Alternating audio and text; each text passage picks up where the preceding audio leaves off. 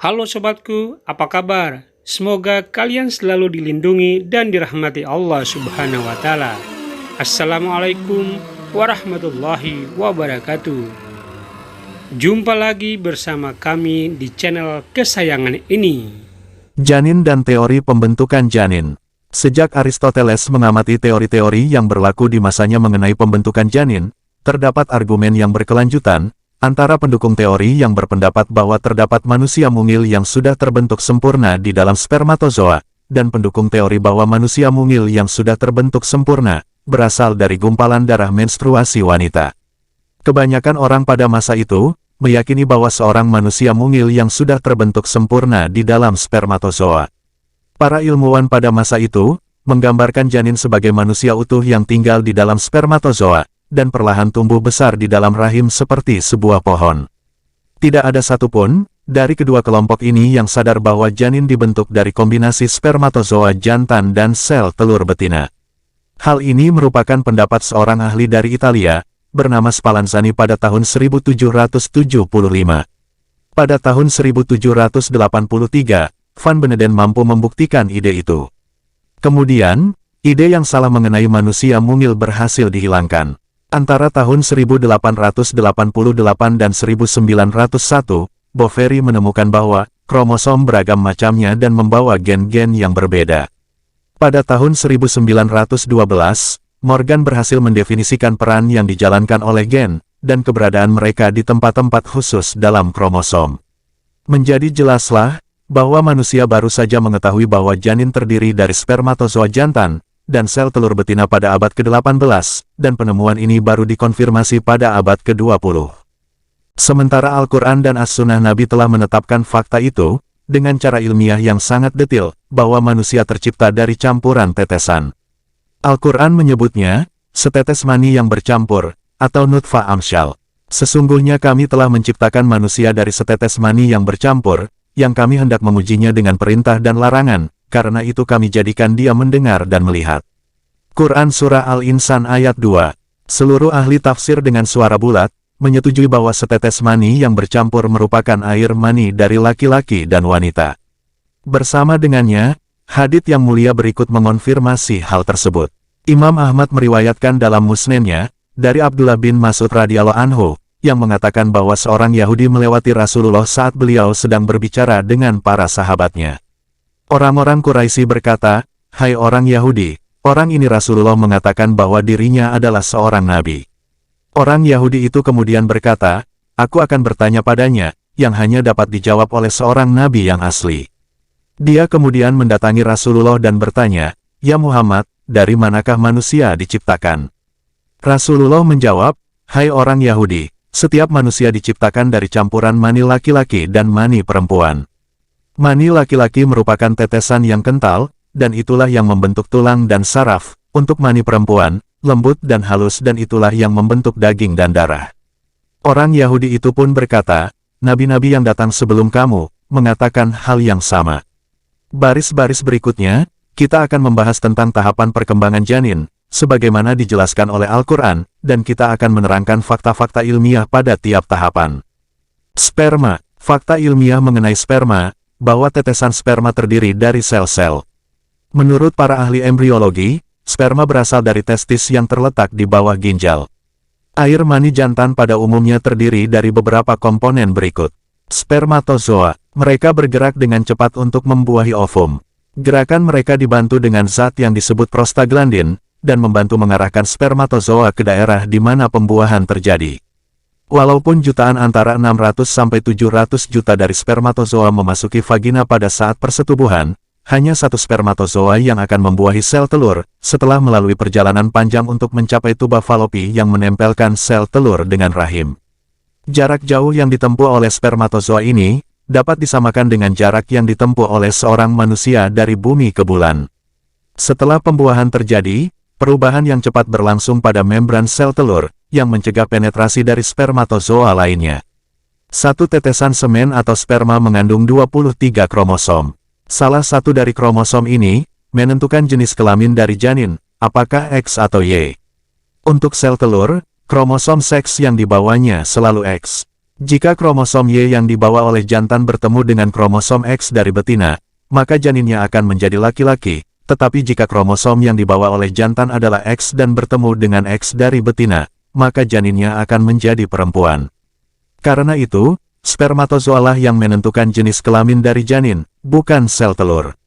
50 jam selepas pembuahan, karakteristik yang diwariskan kepada makhluk baru ini, yang mungkin tidak muncul pada dirinya, tapi akan muncul pada keturunan atau cucunya kelak, sel telur yang telah dibuahi, kemudian berubah menjadi bentuk-bentuk yang berbeda tanpa perubahan pada ukurannya. Kemudian sel itu bergerak dari tuba falopi menuju rahim, di mana sel itu akan tertanam seperti sebuah benih yang ditanam di dalam tanah. Dari ratusan spermatozoa yang memasuki vagina, hanya satu spermatozoa yang dapat membuahi ovum. Rahim adalah tempat di mana janin tumbuh. Sebelum keluar menjadi manusia yang lengkap dan sempurna, sel telur yang telah dibuahi mulai membelah dalam beberapa jam setelah pembuahan. Rahim adalah tempat paling aman untuk proses ini.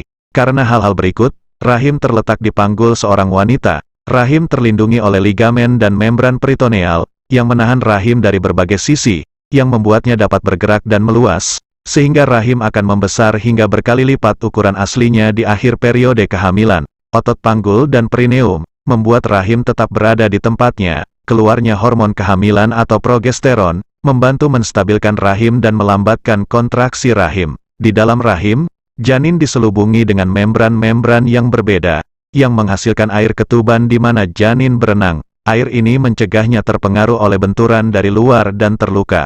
Proses pembuahan dan sampainya sel telur yang sudah dibuahi ke rahim memerlukan waktu sekitar 6 hari. Sel telur akan terus tumbuh hingga hari ke-15 pada tahap gumpalan yang menempel dimulai. Renungan Al-Quran dan ulasannya. Kata nutfah dalam bahasa Arab, berarti sedikit air atau setetes air. Air itu berkaitan dengan cairan seksual, yang dilepaskan atau air mani dari laki-laki, yang bagian darinya berupa spermatozoa. Spermatozoa berasal dari air yang hina atau air mani. Bentuknya seperti ikan berekor panjang. Ini adalah salah satu arti dari kata sulalah. Allah yang Maha Tinggi berfirman, yang membuat segala sesuatu yang Dia ciptakan sebaik-baiknya, dan yang memulai penciptaan manusia dari tanah. Kemudian Dia menjadikan keturunannya dari saripati air yang hina. Quran Surah As-Sajdah ayat 7-8. Allah juga berfirman, menjelaskan peran dari cairan semen atau air mani dalam pembentukan manusia. Maka, hendaklah manusia memperhatikan dari apakah dia diciptakan. Dia diciptakan dari air yang dipancarkan. Quran Surah Ar-Tariq ayat 5-6. Allah yang Maha Tinggi juga berfirman, Dia telah menciptakan manusia dari mani, tiba-tiba ia menjadi pembantah yang nyata. Quran Surah An-Nahl ayat 4. Bahkan Al-Quran menjelaskan karakteristik dari manusia saat dia masih berada dalam tahapan air mani. Allah Subhanahu wa Ta'ala berfirman, binasalah manusia, alangkah amat sangat kekafirannya. Dari apakah Allah menciptakannya? Dari setetes mani, Allah menciptakannya lalu menentukannya. Quran Surah Abasa ayat 17-19. Mukjizat ini ditunjukkan melalui kata air mani yang bercampur, sebagaimana disebutkan dalam firman Allah. Sesungguhnya kami telah menciptakan manusia dari setetes mani yang bercampur, yang kami hendak mengujinya dengan perintah dan larangan, karena itu kami jadikan dia mendengar dan melihat. Quran Surah Al-Insan ayat 2. Secara harfiah, nutfah berarti setetes kecil atau cairan, tetapi komposisinya terdiri dari campuran beberapa zat. Arti tersebut, sesuai dengan pengamatan ilmiah yang menunjukkan bahwa, campuran dari sel telur dan spermatozoa, setelah keduanya bertemu memiliki bentuk seperti tetesan air. Pada saat yang sama, tetesan tersebut adalah gabungan dari kromosom laki-laki dan perempuan. Apakah ada manusia yang pernah membayangkan bahwa nasib dari janin dan penentuan jenis kelaminnya telah ditentukan di dalam air mani laki-laki pada saat ejakulasi? Apakah ada yang pernah memikirkannya? Al-Quran menyebutkan, dan bahwasanya, Dialah yang menciptakan berpasang-pasangan pria dan wanita, dari air mani, apabila dipancarkan. Quran Surah An-Najm ayat 45-46. Kedua ayat ini, menunjukkan bahwa jenis kelamin janin telah ditentukan saat air mani dikeluarkan. Siapakah yang memberitahu Muhammad Sallallahu Alaihi Wasallam, bahwa yang bertanggung jawab untuk menentukan jenis kelamin janin adalah kromosom X atau Y? Fakta itu baru diketahui, setelah penemuan mikroskop elektron pada abad ke-19. Baru saat itulah, Diketahui bahwa jenis kelamin janin baik laki-laki maupun perempuan, ditentukan oleh sperma laki-laki dan bukan oleh sel telur perempuan. Ini artinya, hingga pada awal abad ke-20, manusia tidak tahu bahwa jenis kelamin janin ditentukan seperti demikian, sementara, Al-Quran telah menetapkan fakta ini 1400 tahun yang lalu. Terdapat poin yang menarik di sini. Kita telah menyebutkan sebelumnya bahwa spermatozoa dibentuk di testikel atau buah zakar. Testikel menurut para ahli embriologi, dibentuk dari sel-sel yang terletak di bagian bawah kedua ginjal di daerah sulbi. Pada periode akhir kehamilan, kepala janin akan semakin turun atau dropping. Hal ini merupakan konfirmasi dari firman Allah. Dan ingatlah, ketika Tuhanmu mengeluarkan keturunan anak-anak Adam dari sulbi, mereka dan Allah mengambil kesaksian terhadap jiwa mereka, seraya berfirman, "Bukankah aku ini Tuhanmu?" Mereka menjawab, "Betul, Engkau Tuhan kami. Kami menjadi saksi. Kami lakukan yang demikian itu, agar di hari kiamat kamu tidak mengatakan, sesungguhnya kami Bani Adam, adalah orang-orang yang lengah terhadap ini, keesaan Tuhan." Quran Surah Al-A'raf ayat 172. Ayat ini menunjukkan dengan jelas, bahwa manusia berasal dari daerah tulang sulbi, di mana testikel embrionik terbentuk. Maha suci Allah yang maha mengetahui. Terakhir, kita telah menyebutkan bahwa, rahim dianggap sebagai tempat yang paling aman, untuk pertumbuhan dan perkembangan janin, karena alasan-alasan di atas. Al-Quran yang suci juga sudah menyatakannya dengan jelas, lebih dari 14 abad yang lalu. Allah berfirman, "Kemudian kami letakkan dia dalam tempat yang kokoh, rahim, sampai waktu yang ditentukan, lalu kami tentukan bentuknya, maka kamilah sebaik-baik yang menentukan." Quran Surah Al-Mursalat ayat 12-23. Al-alaqah atau segumpal darah. Fakta ilmiah. Tahapan alaqah dimulai dari hari ke-15 setelah pembuahan, dan berakhir pada hari ke-23 atau 24. Kemudian, janin muncul dalam bentuk seperti lintah air. Dia menempel di dinding rahim menggunakan tali pusar. Darah terbentuk di dalam pembuluhnya, dalam bentuk seperti pulau-pulau kecil. Ini menyebabkan darah tidak bergerak di dalam pembuluh, sehingga terlihat seperti gumpalan darah. Meskipun kodrat dari tubuh manusia adalah menolak dan membuang benda asing dari dalam tubuh, rahim tidak menolak gumpalan yang mulai tertanam di dindingnya. Hal tersebut dapat terjadi terlepas dari fakta bahwa setengah dari komponen gumpalan itu asing berasal dari laki-laki. Hal ini, menurut beberapa interpretasi adalah karena daerah rahim tidak mengandung antigen. Perlu disebutkan bahwa primitif streak atau garis primitif ini adalah bentuk pertama pada janin di hari ke-14 atau 15 setelah pembuahan. Setelah itu, muncul primitif node. Dari garis inilah muncul sel induk, mesodem, endodem, dan eksodem yang nantinya akan membentuk bagian-bagian dan jaringan-jaringan tubuh yang berbeda. Di akhir minggu ketiga kehamilan, garis pertama itu menghilang, dan yang tersisa darinya mengendap di daerah tulang ekor atau tulang sulbi, bagian ujung dari tulang punggung, yang bertahan dari sisa-sisa sel utama di daerah itu. Beberapa dari tumor di bagian tulang ekor, yang dikenal sebagai teratoma dapat mengandung jaringan-jaringan yang berbeda, seperti otot, kulit, tulang, dan terkadang gigi, dibandingkan dengan tumor dari bagian lain dan terbentuk hanya dari satu jaringan. Renungan dari Al-Quran dan As-Sunnah. Proses pembuahan janin dari air mani menjadi gumpalan memerlukan waktu lebih dari 10 hari, sehingga campuran tetesan itu atau sel telur yang sudah dibuahi, dapat menempel ke plasenta melalui tali penghubung, yang nantinya dikenal sebagai tali pusar. Karena hal inilah, Al-Quran menggunakan kata sambung, suma, di ayatnya. Kemudian air mani itu, kami jadikan segumpal darah. Quran Surah Al-Mu'minun ayat 14. Kata sambung di sini, mengindikasikan suatu rangkaian yang mengisyaratkan sedikit penundaan. Kata alaqah, dalam bahasa Arab, memiliki beberapa arti. Lintah yang hidup di danau, dan menghisap darah makhluk lain. Sesuatu yang menempel ke benda lain. Darah beku. Seluruh arti tersebut, dapat dengan tepat digunakan untuk keadaan janin manusia setelah tertanam di dinding rahim. Janin terlihat seperti lintah, menempel ke dinding rahim melalui tali pusar, pembuluh darah keluar dalam bentuk jaringan pulau-pulau kecil, sehingga tampak seperti gumpalan darah beku yang menempel. Kemudian terdapat perubahan yang cepat pada janin, dari gumpalan menjadi sebongkah daging kecil dalam waktu 2 hari, atau dari hari ke-24 sampai ke hari ke-26. Inilah mengapa Al-Quran mendeskripsikan perubahan yang cepat ini, menggunakan huruf sambung fa, yang menunjukkan rangkaian kejadian yang cepat. Bahkan penggunaan kata sambung yang berbeda, memiliki penjelasan maksud yang menakjubkan, yang menggambarkan tahapan-tahapan perkembangan janin yang berbeda. Karena itu, tahapan berupa segumpal daging ini adalah tahapan kedua dari perkembangan janin. Hal ini disebutkan di beberapa tempat dalam Al-Quran. Allah yang Maha Kuasa berfirman, "Bukankah dia dahulu setetes mani, yang ditumpahkan ke dalam rahim, kemudian mani itu menjadi segumpal darah, lalu Allah menciptakannya, dan menyempurnakannya, lalu Allah menjadikan daripadanya sepasang, laki-laki dan perempuan." Quran Surah Al-Qiyamah ayat 37-39. Allah Subhanahu wa Ta'ala juga berfirman di dalam Surah Al-Alaq, "Dia telah menciptakan manusia dari segumpal darah." Quran Surah Al-Alaq ayat 2. Mari kita kembali ke primitif streak, yang merupakan bentuk pertama yang diciptakan pada janin. Darinya sel-sel utama, bagian-bagian dari tubuh, dan berbagai jaringan dibentuk.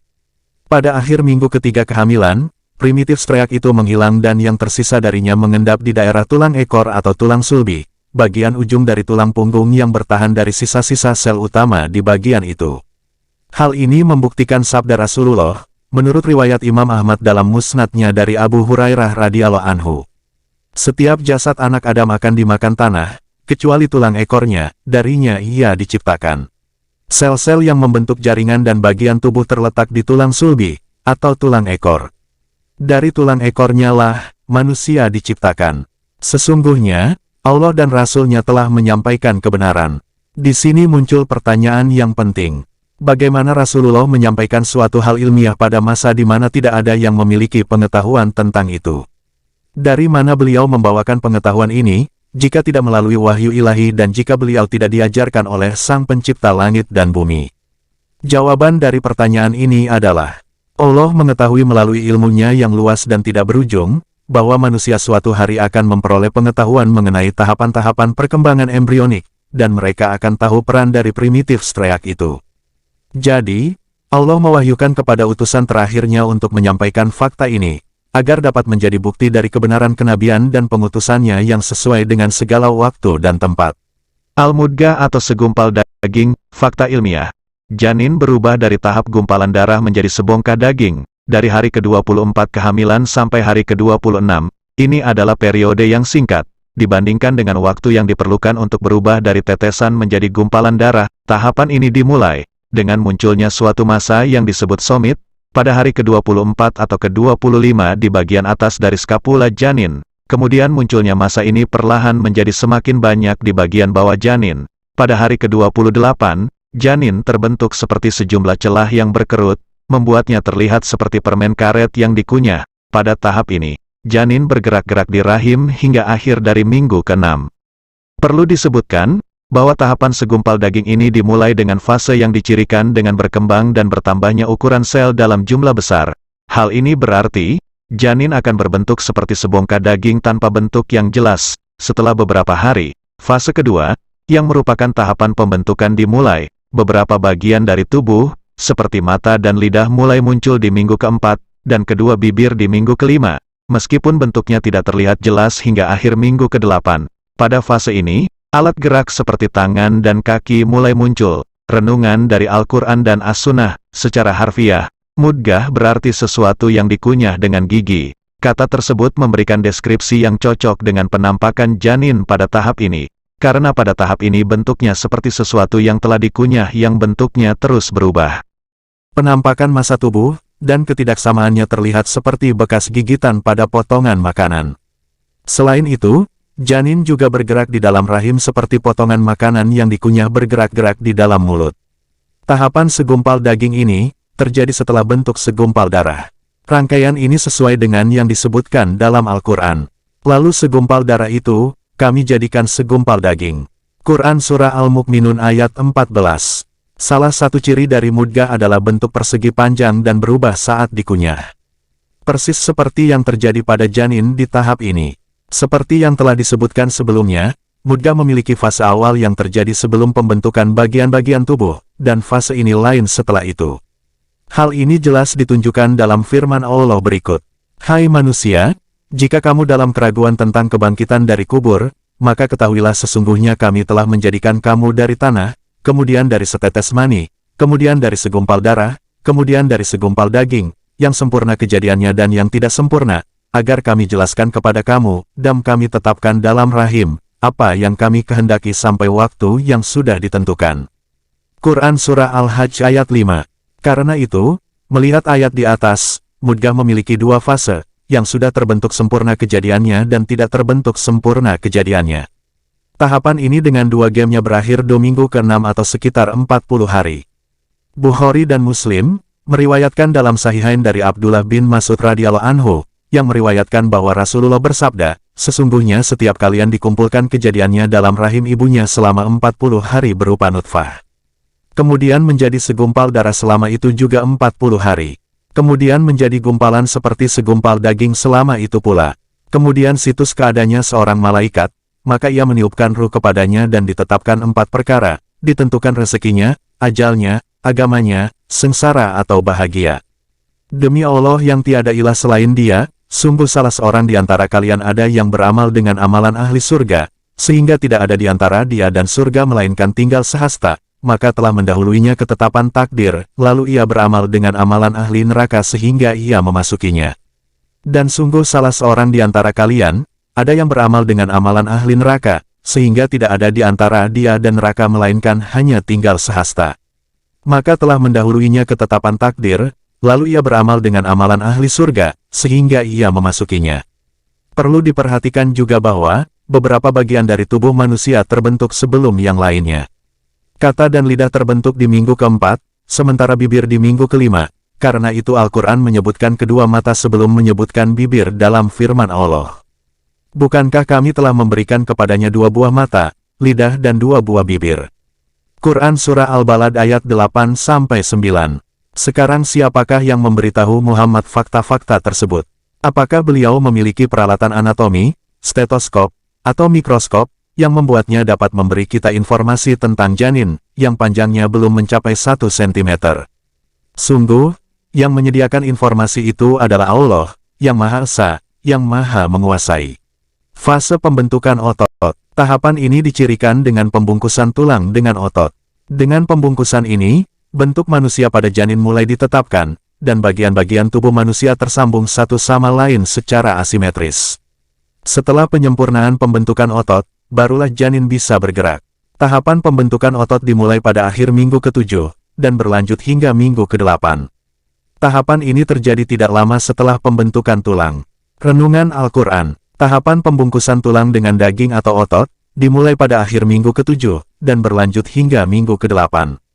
Tahapan ini dimulai setelah pembentukan tulang, seperti yang dijelaskan oleh Al-Quran Al-Karim. Allah berfirman, dan segumpal daging itu, kami jadikan tulang belulang, lalu tulang belulang itu kami bungkus dengan daging. Quran Surah Al-Mu'minun ayat 14. Tahapan ini dicirikan dengan pembungkusan tulang dengan otot, sebagaimana kain membungkus pakaiannya.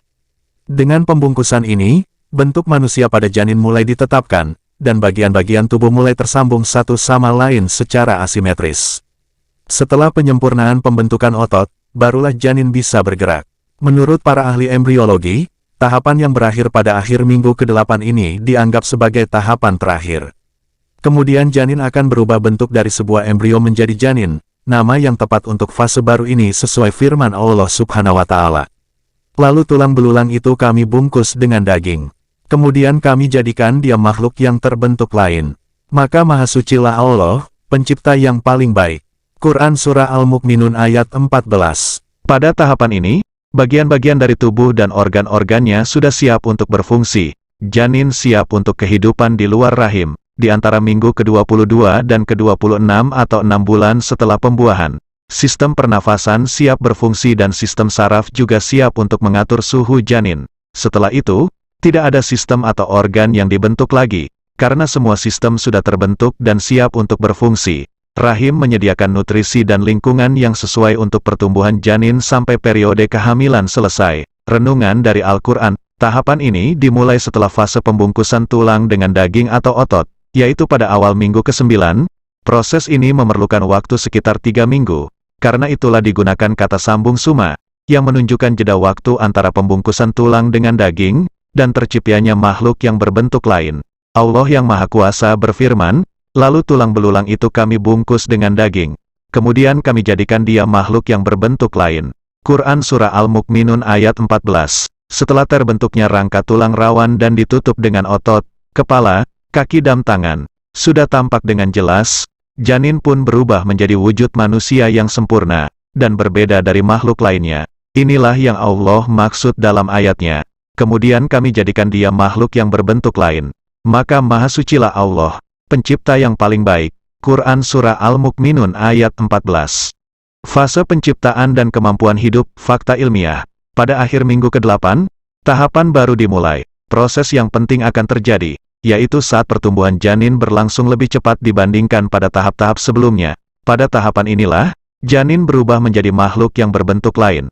Ukuran kepala, tubuh, dan anggota gerak menjadi semakin seimbang antara minggu ke-9 hingga 12. Pada minggu ke-10, alat kelamin luar mulai muncul. Pada minggu ke-12 tulang rangka mulai berkembang dari tulang rawan yang halus menjadi tulang berkapur yang keras. Pada minggu yang sama, anggota gerak, jemari tangan dan kaki, mulai lebih terlihat. Adapun jenis kelamin dari janin dapat diidentifikasi dari alat kelamin luar yang tampak jelas. Ukuran janin meningkat secara signifikan, dan ototnya berkembang secara spontan dan tidak spontan. Pada tahap ini juga, janin mulai bergerak dengan sendirinya. Selama fase ini, beberapa proses perkembangan yang penting terjadi pada janin. Ini dapat dikelompokkan dalam dua hal sebagaimana yang disebutkan di dalam Al-Quran. Pembentukan, tingkat pertumbuhan janin yang cepat dari minggu ke-9 terlihat dengan jelas, jika dibandingkan dengan fase-fase sebelumnya. Makhluk yang berbentuk lain, deskripsi ini berhubungan dengan deskripsi pertama.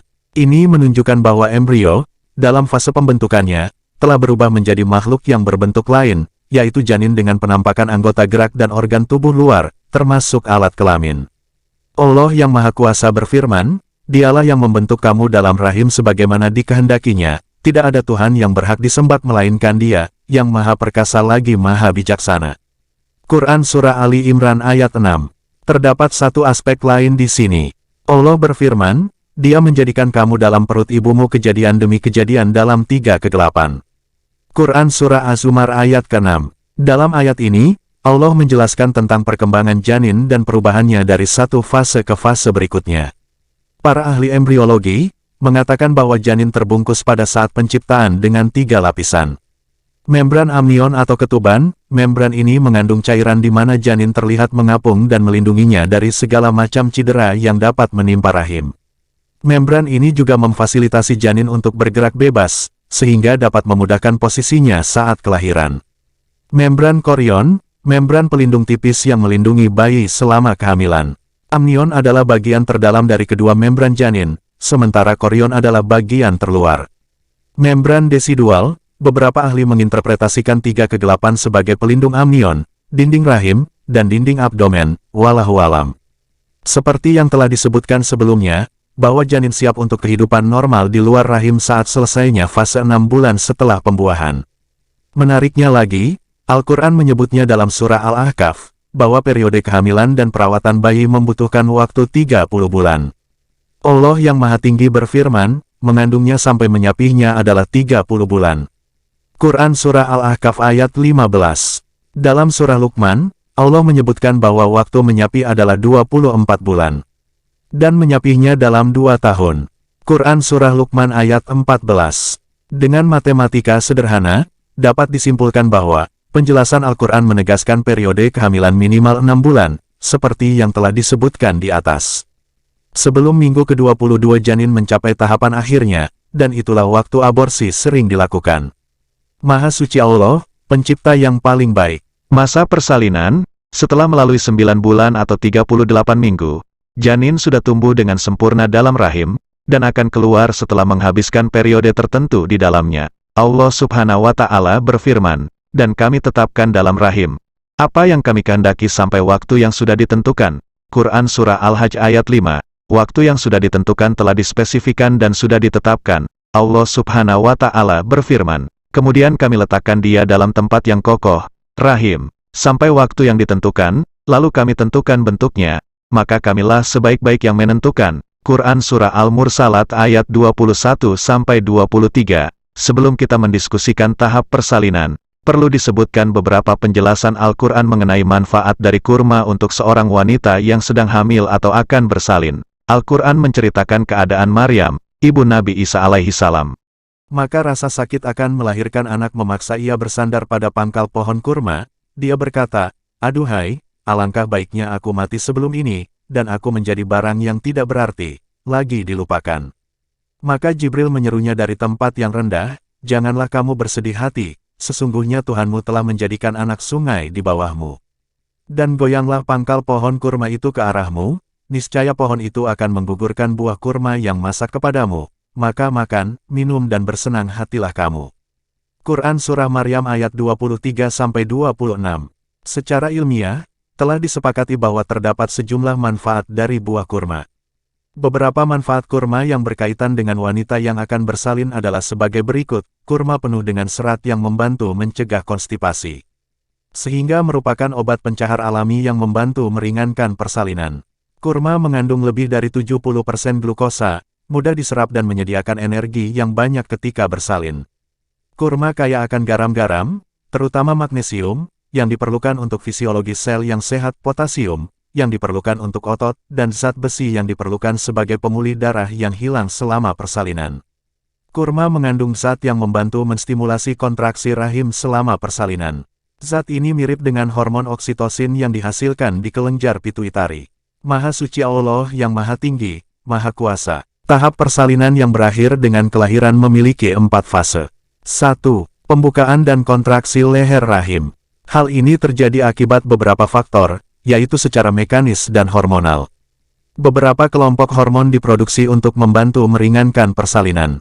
Beberapa hormon tersebut diantaranya prostaglandin, kortikotrofin, adrenokortikotrofin, kortikal, oksitosin, dan estrogen. Fase ini berlangsung selama 7-12 jam. Leher rahim melebar dan merenggang agar janin dapat keluar. 2. Keluarnya bayi. Fase ini berlangsung selama 30-50 menit. Dimulai setelah leher rahim merenggang cukup besar, karena kontraksi terjadi berturut-turut. Kepala janin keluar lebih dulu. Perlu diingat, bahwa diameter kepala bayi dapat melebihi 12 cm, 3 kali lipat dari diameter leher rahim pada keadaan normal. Saat kita mengamati hal ini, dan mengamati sejumlah faktor hormonal yang membantu bayi keluar, sebagai tambahan dari merenggangnya otot vagina untuk mempermudah keluarnya bayi, kita akan menyadari kebijaksanaan Allah dalam firman-Nya. Kemudian Dia memudahkan jalannya. Quran Surah Abasa ayat 20. Maha suci Allah, Hakim yang paling adil. 3. Keluarnya plasenta dan darah menggumpal setelahnya. Fase ini berlangsung sekitar 15 menit. 4. Menyusutnya rahim. Penyusutan ini mengurangi pendarahan setelah melahirkan. Fase ini dapat berlangsung sampai 2 jam. Setelah kelahiran dan dipotongnya tali plasenta, yang digunakan janin untuk mengambil nutrisi selama masih berada dalam rahim ibunya, bayi lahir ke dunia. Ia akan memulai fase baru dalam hidupnya. Kesimpulan, dari penyajian yang detil dalam ayat-ayat suci Al-Quran dan analisis ilmiah dari tahapan perkembangan janin, tampak jelas bagi kita bahwa ayat-ayat Al-Quran memberikan deskripsi yang tepat mengenai fase-fase utama yang dilalui oleh janin dari pembuahan sampai kelahirannya. Kita juga akan menyadari bahwa ilustrasi yang digunakan dalam Al-Quran ini sesuai dengan pengamatan para ahli embriologi modern. Selain itu, perlu disebutkan bahwa ilustrasi dalam Al-Quran dapat dimengerti dengan mudah oleh orang-orang dari berbagai latar belakang yang berbeda. Sementara ilustrasi yang digunakan dalam embriologi untuk mendeskripsikan tahapan perkembangan janin hanya berupa angka-angka yang tidak memberikan perbedaan karakteristik pada tiap tahap perkembangan janin, ini membuktikan mukjizat yang menakjubkan dan mengagumkan dari Al-Quran yang hanya dapat berasal dari ilmu komprehensif yang dimiliki Allah, yang maha mengetahui dan maha teliti.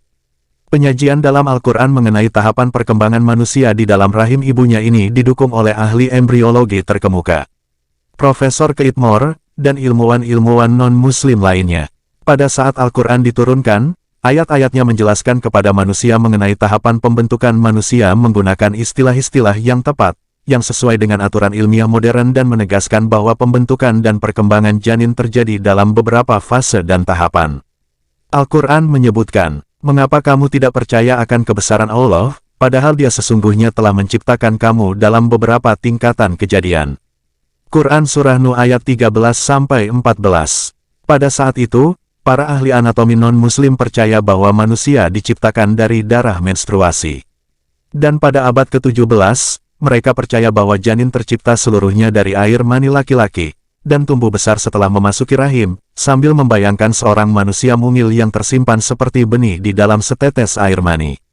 Baru pada abad ke-18, setelah ditemukannya mikroskop, diketahui bahwa spermatozoa dan sel telur memiliki peran yang sama pentingnya untuk kehamilan. Padahal hal itu sudah disampaikan Al-Quran 14.000 tahun yang lalu. Maha suci Allah, pencipta yang paling baik. Allah yang maha tinggi berfirman, dan katakanlah, segala puji bagi Allah, Dia akan memperlihatkan kepadamu tanda-tanda kebesarannya, maka kamu akan mengetahuinya.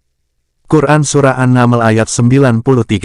Allah Subhanahu wa Ta'ala juga berfirman, kami akan memperlihatkan kepada mereka tanda-tanda kekuasaan kami di segala wilayah bumi, dan pada diri mereka sendiri, hingga jelas bagi mereka bahwa Al-Quran itu adalah benar.